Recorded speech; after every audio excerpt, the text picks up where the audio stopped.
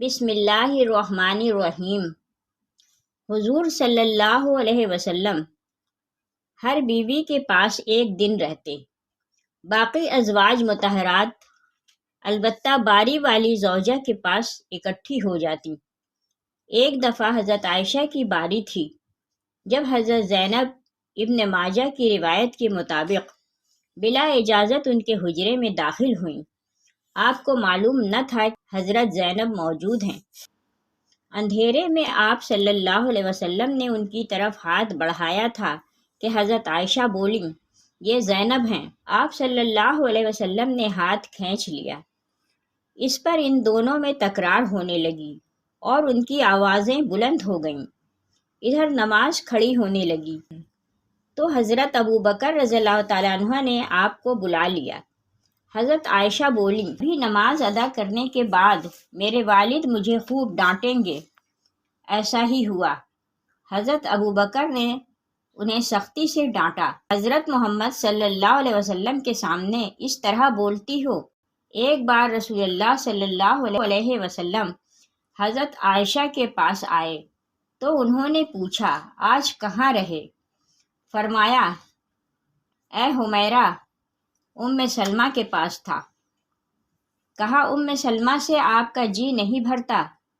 مجھے بتائیں، اگر آپ ایک وادی کے دو کناروں پر اتریں، ایک سے گھاس چرا لی گئی ہو اور دوسرے کنارے پر کوئی گھاس کھانے والا نہ آیا ہو، آپ جانور کہاں چرانا چاہیں گے؟ فرمایا، وہ جس کا سبزہ چکھا نہ گیا ہو۔ میں آپ کی دوسری عورتوں کی طرح نہیں، میرے علاوہ ہر عورت دوسرے مرد کے پاس رہی ہے۔ حضور صلی اللہ علیہ وآلہ وسلم مسکرا دیے۔ شاہ روم اقوقس نے رسول اللہ صلی اللہ علیہ وسلم کو ایک قبطی باندھی ہدیہ کی۔ حضرت عائشہ کہتی ہیں کہ وہ حاملہ ہوئی تو مجھے پریشانی لگ گئی۔ ابراہیم کی ولادت ہوئی لیکن ماریا کو دودھ نہ آتا تھا۔ آپ نے بچے کے لیے دودھ دینے والی بھیڑ خریدی جس کا دودھ پی کر وہ موٹا اور سرخ و سفید ہو گیا۔ ایک دن آپ ابراہیم کو اپنی گردن پر اٹھا کر لائے اور پوچھا، عائشہ، بچے کی مجھ سے مشابہت کے بارے میں کیا خیال ہے؟ میں نے سوتاپے کی وجہ سے کہا، مجھے تو آپ سے کوئی مشابہت نظر نہیں آتی۔ فرمایا، بچے کی صحت کے بارے میں کیا کہتی ہو؟ میں نے کہا، جو بھیڑوں کا دودھ پیتا ہو وہ ایسے ہی ہو جاتا ہے۔ حضرت عائشہ رضی اللہ تعالی عنہا فرماتی ہیں، میں ان عورتوں سے چڑتی تھی جو اپنا آپ رسول اللہ صلی اللہ علیہ وسلم کو ہبہ کر دیتی تھی۔ میں کہتی تھی، بھلا کوئی عورت اپنے تئیں ہبہ کر سکتی ہے؟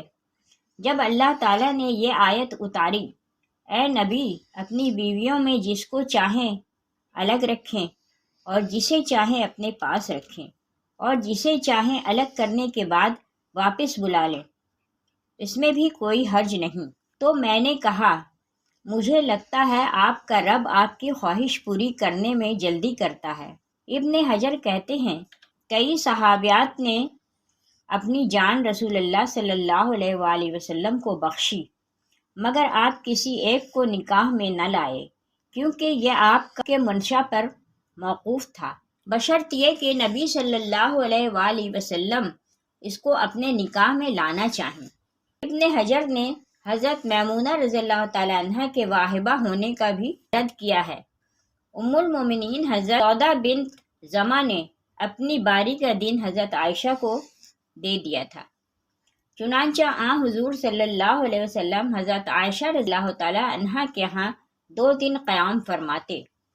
حضرت عائشہ فرماتی ہیں، سودا کے علاوہ کوئی عورت ایسی نہیں کہ میرا اس جیسے طور طریقے اختیار کرنے کو دل چاہے، مگر ان میں بھی تندی تھی۔ ایک بار حضرت صفیہ بنت حی اور حضرت عائشہ میں جھگڑا ہوا۔ دونوں نے ایک دوسرے کے باپ کو برا بھلا کہا۔ رسول اللہ صلی اللہ علیہ وسلم نے سنا تو فرمایا، صفیہ، تم ابو بکر کو گالی دے رہی ہو۔ حضرت عمر فرماتے ہیں، نبی صلی اللہ علیہ وآلہ وسلم کی ازواج آپس کے رشک و رقابت کی وجہ سے آپ سے روٹھ گئیں، تو میں نے ان سے کہا، نبی صلی اللہ علیہ وسلم تمہیں طلاق دیں تو بڑی امید ہے کہ ان کا رب انہیں بدلے میں تم سے بہتر بیویاں دے دے۔ تو اسی مضمون کی آیت نازل ہو گئی۔ ایک سفر میں نبی صلی اللہ علیہ وسلم کے ساتھ جانے کے لیے حضرت عائشہ اور حضرت حفصہ کے نام قرآن نکلا۔ رات کے سفر میں گفتگو کرنے کے لیے آپ حضرت عائشہ کو اپنے ساتھ رکھتے تھے۔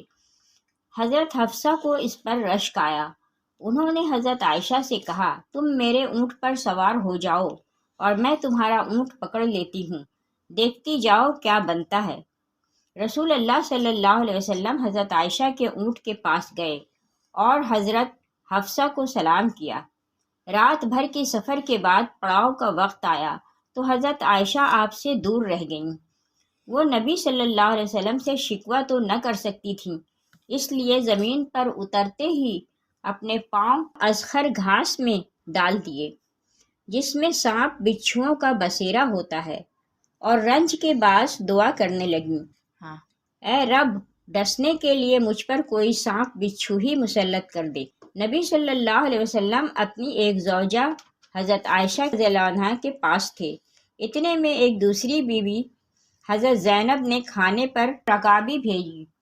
حضرت عائشہ رضی اللہ تعالی عنہا نے جس کے ہاں نبی صلی اللہ علیہ وسلم تھے، لانے والے خادم کے ہاتھ پر ایک ضرب لگائی تو رکابی گر کر ٹوٹ گئی۔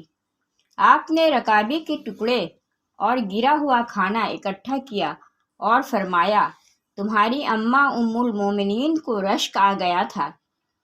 خادم کو روک کر آپ نے گھر سے نئی رکابی دے کر رخصت کیا۔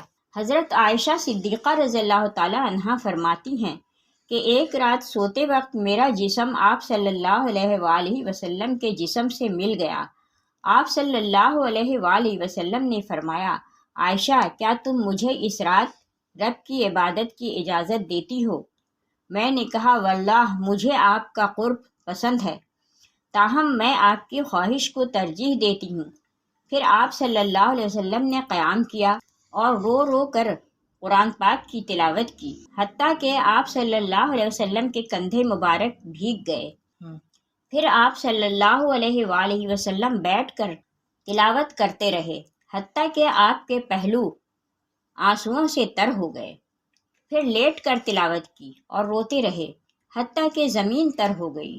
آپ صلی اللہ علیہ وآلہ وسلم کے پاس جب حضرت بلال رضی اللہ تعالی عنہ آئے تو انہوں نے کہا، یا رسول اللہ صلی اللہ علیہ وآلہ وسلم، میرے والدین آپ پر قربان، کیا اللہ تعالیٰ نے آپ کے آئندہ اور گزشتہ کے تمام گناہ معاف نہیں کر دیے؟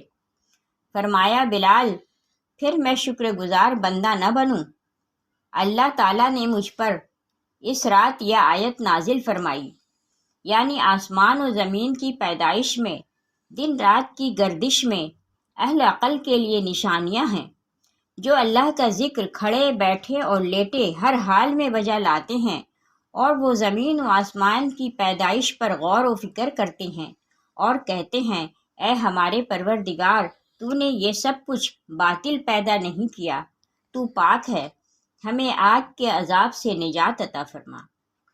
اللہ پاک ہمیں دین کی سمجھ نصیب فرمائے اور ہمارا خاتمہ ایمان پر فرمائے، آمین۔